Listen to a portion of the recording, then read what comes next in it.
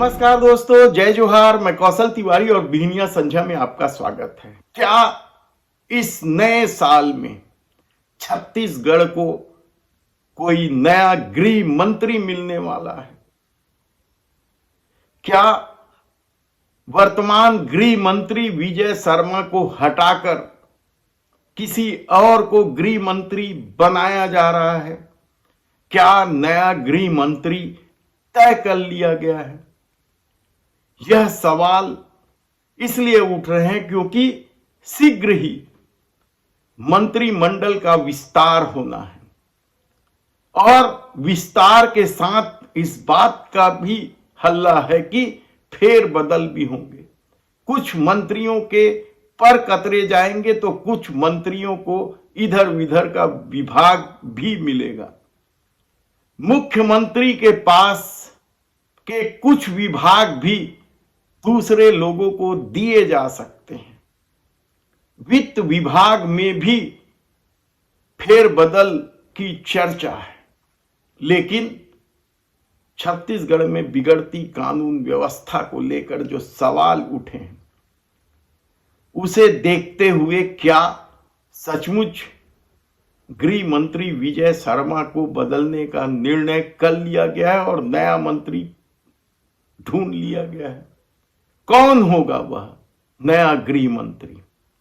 हालांकि छत्तीसगढ़ के इतिहास में यह दूसरी बार होगा कि जब बीच में गृह मंत्री के परसेप्शन को देखकर फेरबदल हो रहा है। कई विभाग बदलते रहे, लेकिन गृह मंत्री, इससे पहले आप याद कीजिए कि जब 2003 में रमन सिंह की सरकार बनी थी, तब गृह मंत्री राजधानी के कद्दावर माने जाने वाले बृजमोहन अग्रवाल को यह जिम्मेदारी दी गई थी और उनकी जिम्मेदारी का असर क्या हुआ था यह किसी से छिपा नहीं है। किस तरीके से बृजमोहन अग्रवाल पर आरोप लगने लगे थे। आरोप तो यहां तक लगने लगे थे कि गृह विभाग उनके परिवार वाले चला रहे हैं। जमीन विवाद से लेकर कितने ही मामलों में बृजमोहन अग्रवाल के भाइयों के हस्तक्षेप को लेकर सवाल उठा। थाने में थानेदारों को सीधे गृह मंत्री के भाइयों के निर्देश को लेकर भी सवाल उठे। बवाल मचा तो आनंद फानंद में बीच में बृजमोहन अग्रवाल से गृह मंत्री पद छीन लिया गया या बृजमोहन अग्रवाल ने विवाद बढ़ता देख इस्तीफा दे दिया। और अब क्या वह इतिहास फिर भारतीय जनता पार्टी के कार्यकाल में दोहराया जा रहा है? क्योंकि जिस तरीके से कानून व्यवस्था बदतर स्थिति में पहुंच गई है, अपराध लगातार बढ़ रहे हैं और चोरी का तो यह आलम है कि आप यदि कुछ घंटों के लिए घर छोड़ दें तो चोरी हो जाती। ऐसी परिस्थिति में क्या अब उप मुख्यमंत्री विजय शर्मा से गृह विभाग छीन लिया जाएगा? तब सवाल यह है कि गृह विभाग किसे दिया जा रहा है? क्या यह तय हो चुका है?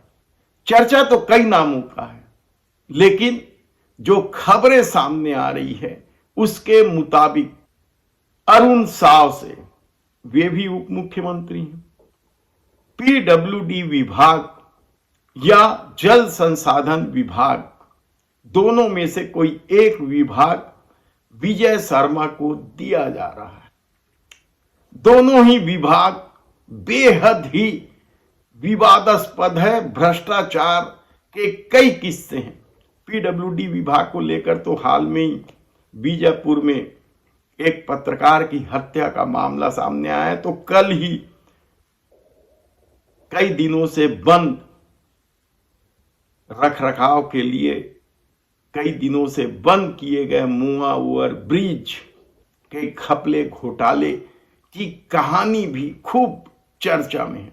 81 लाख रुपए में यह रखरखाव का काम किया गया, डामरीकरण किया गया और खुलते ही जिस तरीके से सड़कें बदहाल होने लगी, गिट्टियां बाहर आने लगी, उसे लेकर अरुण साव निशाने में है। तो क्या अरुण साव से पीडब्ल्यूडी विभाग छीना जाएगा या फिर देश के प्रधानमंत्री नरेंद्र मोदी की महत्वाकांक्षी योजना जो जल जीवन मिशन उनके पास है, उसके भी तो घपले घोटाले के अपने किस्से हैं।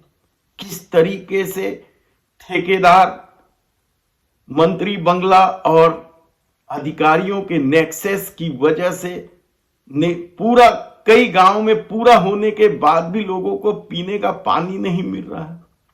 और भ्रष्टाचार के अपने किस्से हैं।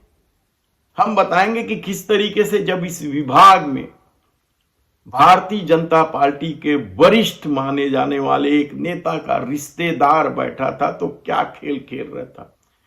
हालांकि वह रिश्तेदार अपने मूल विभाग का पिछले 15-16 सालों से मुंह नहीं देखा है, उस पर हम फिर विस्तार से चर्चा करेंगे। जी हां, हम बात कर रहे हैं आलोक कटियार का, लेकिन आज हम बात कर रहे हैं उस गृह विभाग का जिसका मुखिया बदलने का निर्णय कर लिया गया है। तो कौन होंगे, ये बड़ा सवाल है। लेकिन जो राजनीतिक हलकों में चर्चा है, जो भारतीय जनता पार्टी के भीतरी खेमे में चर्चा है, और जिस तरीके से छत्तीसगढ़ के मुख्यमंत्री विष्णुदेव साय जगह जगह उप मुख्यमंत्री अरुण साव की तारीफ करते नहीं थक रहे हैं, तो क्या एक उप मुख्यमंत्री से विभाग छीनकर दूसरे उप मुख्यमंत्री को दिया जा रहा है?